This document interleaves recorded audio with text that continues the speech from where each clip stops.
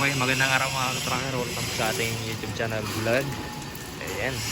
For today's video ay pakita ko lang po sa inyo itong nililinis po namin unit.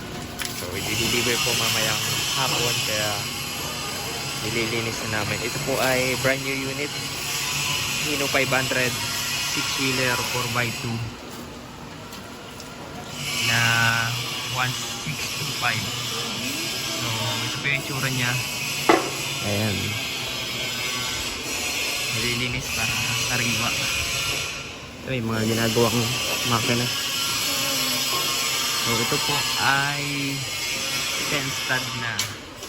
10 stud po yan.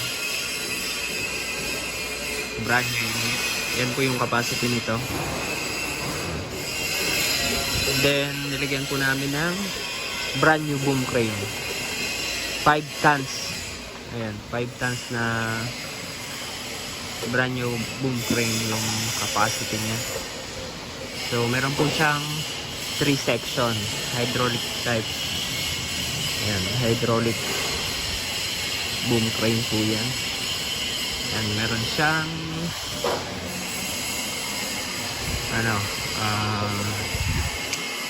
5 tons capacity. Ayan po yung tsura. And then nagawa rin po kami dito ng body. Ito po yung 24 feet all steel drop side body na may running guard. 2 layers po yan. Urethane paint yung mga ginamit na pintura. Ayan yung ibabaw. Ayan po, all steel po yan. Meron siyang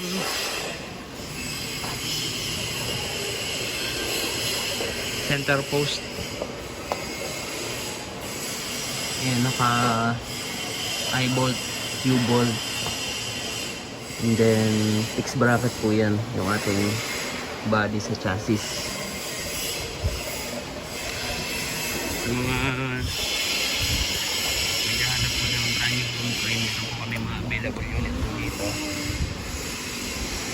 So ayan, punta naman kayo dito para makapag-view ng unit, yung mga boom crane. Meron po kaming 3 tons, 5 tons, 8 tons,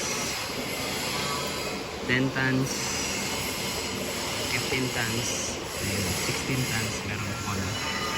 And then mga articulated boom crane, yung mga knuckle boom crane meron din po kami. Mga manlip meron din po kami yan. So dito lang po yan sa Barangay Manggugas, Bacoor, Cavite, Calipil Marketing Corporation. Ito tayo. Madami ditong surplus Japan. Ito mga surplus Japan yan, mga condition pa namin. Solid yan. Yung ating reinforcement sa chassis, kasi naglagay tayo ng boom crane, matibay po yan. May mga reinforcement po kami nilagay dyan. Galapa. Ayan.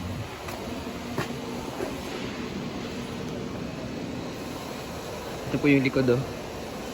Napaka linis tingnan. All steel na po yan.